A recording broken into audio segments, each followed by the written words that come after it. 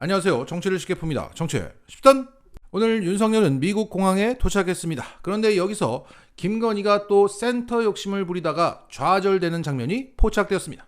다들 아시겠지만 지난 UAE 방문 때 김건희는 이와 같이 정중앙에서 뿌듯한 표정을 지으며 걸어 나와서 논란을 일으켰습니다. 내가 대통령이란 얘기죠. 자, 이번에도 마찬가지였습니다. 일단 비행기에서 내려서 마중 나온 관계자들과 약수를 나누고 윤석열은 센터 자리를 비운 채 오른쪽으로 빠집니다. 이후 뒤늦게 인사를 끝낸 김건희가 가운데로 오려고 하다가 미국 관계자에게 제지를 당합니다. 자, 분명 윤석열은 김건희가 센터 자리에 올 수 있게끔 위치를 잡은 상태에서 움직이지 않았습니다. 마치 사전에 얘기된 것처럼 그들은 움직였습니다. 그런데 끝내 김건희는 센터 자리로 가는데 실패했고 김건희의 표정은 일순간 무너졌습니다. 미국에서 대통령 대접을 받을 수 있었는데. 그런데 그 표정이 보톡스를 맞은 탓인지 얼굴이 좀 심하게 부풀어 올라 있습니다. 그래서 지금 커뮤니티에서는 미국 관계자의 머리 크기와 비교되면서 김건희의 머리 크기가 또 한 번 도마 위에 오르고 있습니다. 자, 어쨌든 센터 자리를 놓친 김건희는 걸어 나와서 자리를 잡자 양국의 국가가 울려 퍼집니다. 먼저 애국가가 나오고 이어서 미국의 국가가 연주되었습니다. 자, 애국가가 마무리가 됐는데 또 윤석열은 손을 내리지 않았고 김건희는 내렸습니다. 이후 김건희가 입으로 뭐라고 합니다. 아마도 내려 또는 내려야지 라고 한 것 같습니다. 그러자 윤석열이 움찔하더니 천천히 손을 내렸습니다. 야, 이런 것도 일일이 얘기를 해줘야 겨우 하니 정말 문제가 심각한 것 같습니다. 다들 아시겠지만 윤석열은 다른 나라를 방문할 때마다 상대 국가가 연주되는데도 여전히 손을 올리는 실수를 했고 그때마다 나온 대통령실의 해명은 윤석열이 상대 국가에 대한 예의를 표했다 였습니다. 자, 그 해명이 맞다면 지금까지 윤석열은 다른 나라에게는 예의를 표했고 미국에 대해서는 예의를 표하지 않았다는 얘기가 됩니다. 이렇게 그냥 윤석열이 잘못해서 실수했다 이렇게 하면 될 일을 거짓말 치다가 오늘 이 장면으로 최종 정리됐습니다. 윤석열의 행동 지각 능력에 문제가 많아서 지금까지는 실수한 것이다. 결국 그 경례, 그 쩝쩝도 어떤 특별한 의미가 있었던 게 아니라 부대 열중시어 이런 게 있었던 게 아니라 윤석열의 행동 지각 능력에 문제가 있어서 그랬던 것이다. 아마도 술을 많이 먹어서 나오는 증상인 것 같습니다. 또한 이 중요한 행사에서 센터 자리를 내어줄 만큼 윤석열은 김건희에게 정신적으로 종속된 상태라는 것을 보여줍니다. 자, 이 논란이 커지면 이찍들과 언론들이 사랑꾼이어서 그렇다 이런 피해 실드가 나올지 모르겠습니다. 자, 이런 가운데 오늘 발표된 넷플릭스 투자 계획 발표에 대해서 김건희가 그 과정에 적극 개입했다는 관여했다는 사실이 확인되면서 신윤 언론들은 김건희 띄우기에 들어가 있습니다. 그런데 이것은 영부인이 선을 넘은 짓이다 라는 민주당의 주장이 설득력을 얻으면서 김건희의 국정 개입 사건으로 비화될 조짐을 보이고 있습니다. 대통령실 관계자는 미국 현지 브리핑에서 넷플릭스 투자 발표와 관련해서 김 여사도 이번 유치에 적극 관여했다고 말했습니다. 이번 행사 준비를 지난 1월 말부터 3개월 정도 했다. 대통령실에서 넷플릭스 쪽에 먼저 제안을 했고 넷플릭스 쪽에서 내부 논의가 있었다. 그 과정에서 투자 금액이 줄기도 했다가 최종적으로 25억 불로 됐다. 윤석열과 넷플릭스 CEO가 중간에 편지도 주고받았고 사전에 대통령실 내외와 넷플릭스 최고 경영진과 어느 정도 교감이 있었다라고 말했습니다. 그러자 김 여사가 어떻게 개입하게 됐느냐라는 기자의 질문이 있었고 중간중간에 진행되는 부분을 대통령에게 먼저 보고드리고 콘텐츠 관련해 관심이 많았던 영부인께도 진행 상황을 보고드린 적이 있다라고 답했습니다. 그리고 넷플릭스 투자권 외에도 다른 문화예술 관련해서 보고하는 경우가 있느냐라는 기자의 질문에 다른 부분은 알지 못한다고 답했다고 합니다. 자, 여기에 민주당에서는 비선출직인 김건희가 대통령실 관계자에게 직접 보고를 받았다는 게 부적절하다고 말하고 있습니다.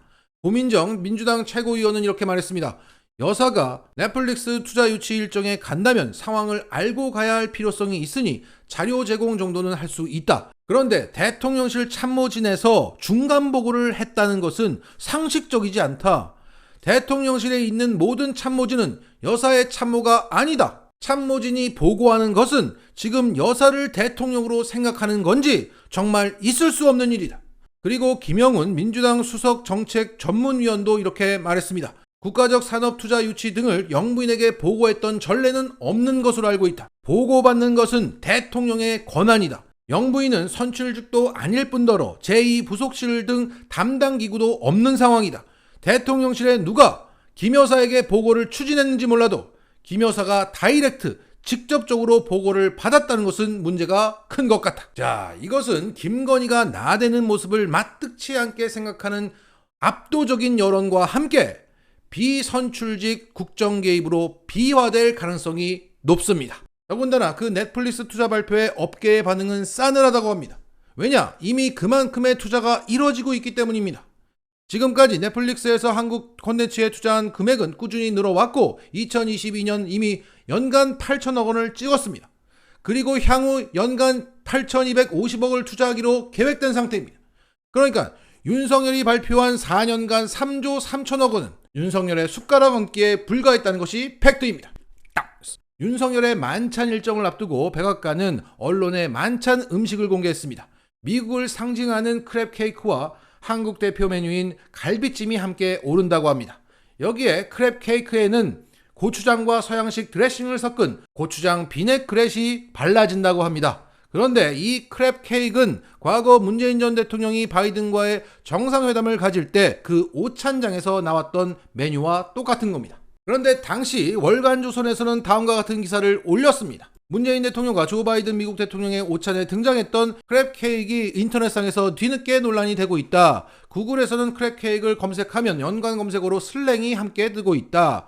그런데 크랩 케이크는 속어로 민망한 의미를 담고 있다. 이 크랩 케이크는 우리 패거리도 아니면서 근처에 와서 발발거리고 절대로 꺼지지 않는 놈이라는 의미를 담고 있는 속어로 사용되고 있다. 따라서 바이든이 문재인 전 대통령에게 이걸 대접했다는 것은 매기려고 하는 것이다 라고 떠들었습니다. 그리고 작년 5월 바이든 대통령이 방한했을 당시 한미 정상은 만찬에서 비빔밥을 주 요리로 삼았다. 여기에 대통령실은 비빔밥은 한미 간 화합을 상징한다며 윤석열과 바이든은 비빔밥을 먹었고 문재인과 바이든은 크랩 케이크, 그 모욕적인 의미가 담긴 음식을 먹었다. 그래서 문재인과 윤석열의 차이가 보였다. 이렇게 월간조선, 사실상 조선일보에서 이런 기사를 올렸었습니다. 그런데 이번에도 윤석열에게 크랩 케이크가 제공되면서 과거 자신들이 했던 근거 없는 그 폄하가 부메랑이 돼서 자신을 치고 있습니다. 이걸 본 이 찍들은 거기에 고추장 발랐다고 이건 좀 다르다 이렇게 할지 모르겠습니다. 그런데 아니나 다를까 조선일보는 자신들이 냈던 과거 기사를 소환하면서 문재인의 크랩 케이크와 윤석열의 크랩 케이크는 다르다는 기사를 올렸습니다. 자, 뭐가 다르냐?